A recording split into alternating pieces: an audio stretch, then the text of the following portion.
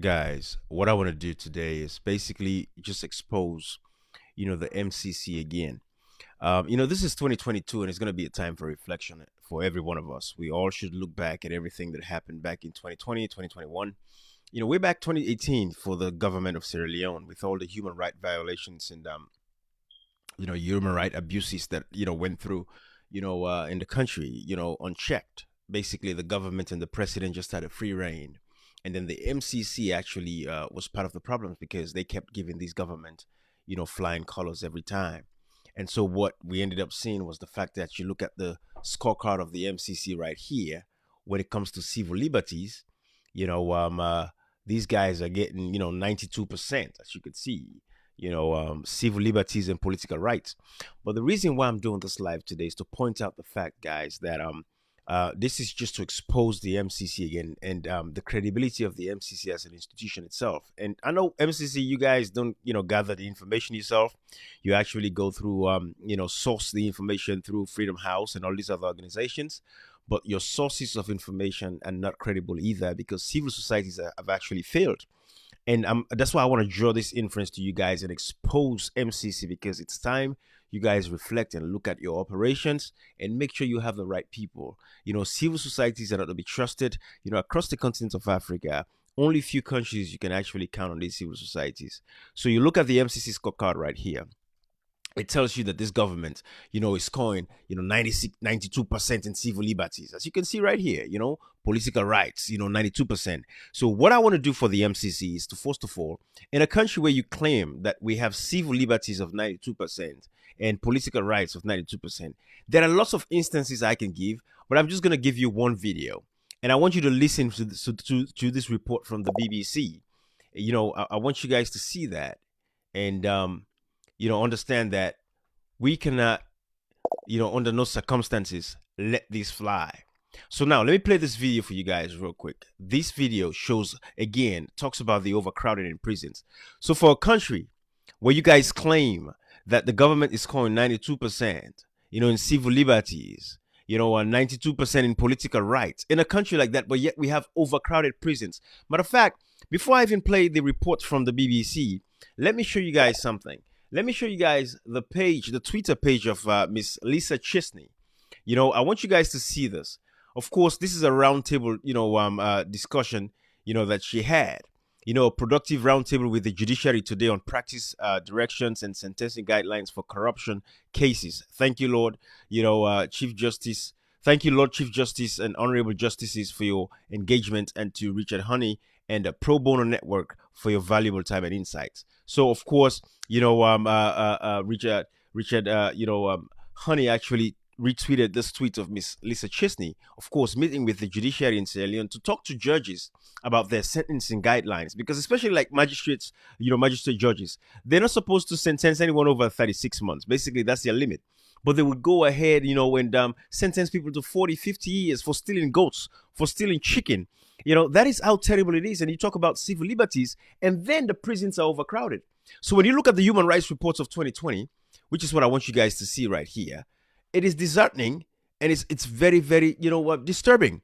And I want you all to see this because look at these reports when they talk about torture right here, disappearances and stuff right here. Let's talk about this.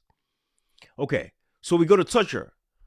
So for MCC to be giving this government, these are flying grades, 92% and all of that, I just want them to see this. That is why I'm doing this real quick, guys. So the law prohibits such practices. Again, torture and other cruel, inhumane or degrading treatment, right? I want you guys to see this. Or punishment. The law prohibits such practices, and there were no reports that the government officials employ them. NGOs reported, however, that security forces used excessive force to manage civil protests in Freetown and Provisional Town.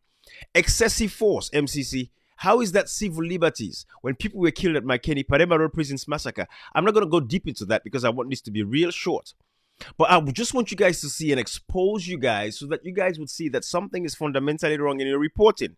Something is fundamentally wrong in your reporting. But let me play the video from the BBC again so you guys can hear the report talking about these overcrowded prisons across the country. But yet the MCC, you guys are busy reporting every year That this government scores flying colors. What is going on? Who's been compromised?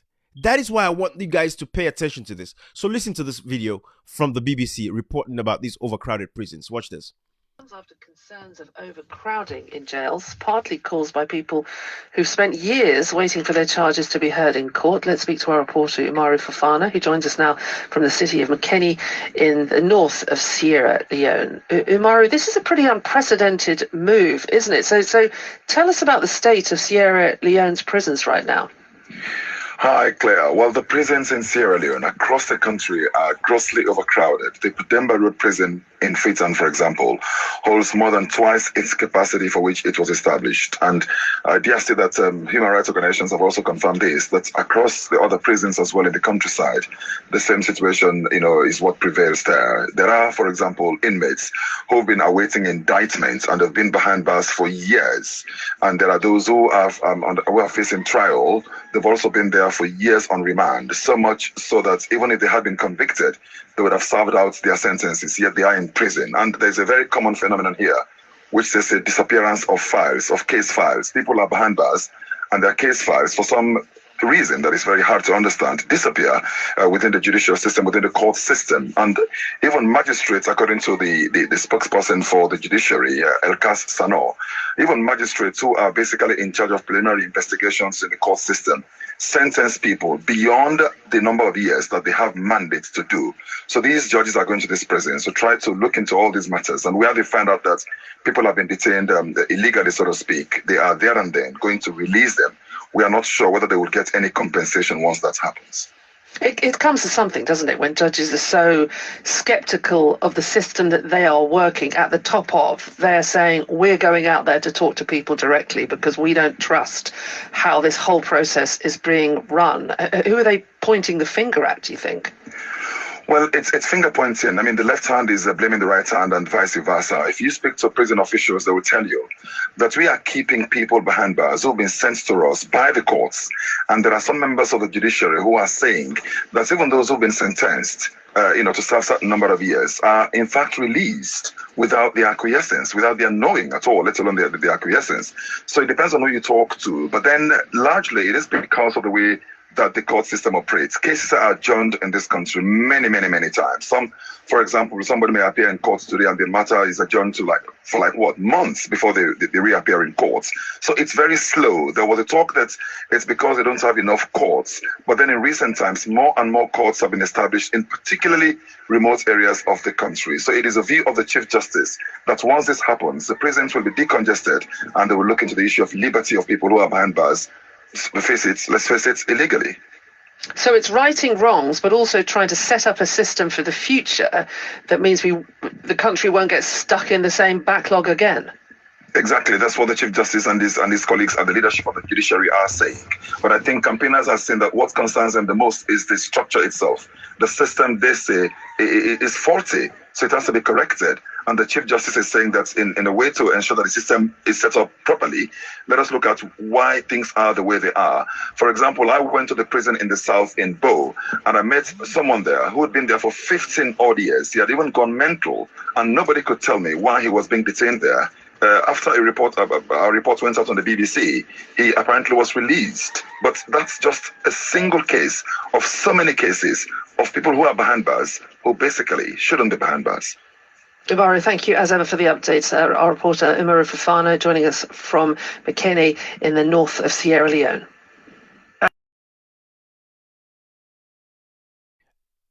That is why it's important for us to draw the contrast. And if we go back to that video, to that report by Umaru Fofana of the BBC, right at exactly 2 minutes 50 seconds, you hear him say the liberty. But yet you have the MCC reporting the scorecard for Sierra Leone at 92% when we have overcrowded prisons, when we have this government arbitrarily arresting people, locking them up. Why? When you look at what happened in Makeni, this was what they did to the folks from Makeni, Lonsar, Tombo, all of these people. What they did was arrested them, locked them up. And up till now, there are family members, that are actually crying for their family members to be released. We have those. We have those cases. And then the MCC is sitting there reporting, and that is why I want to call the attention of the MCC. Because it's time you guys reflect and look back at what you're doing. The people that are actually reporting for you, the Freedom House, because they're the ones that are responsible for all of this reporting that you're getting. All of these people, it's about time the MCC starts to pay attention and find people that are really, really willing and ready to stand by the people and report accurately and factually.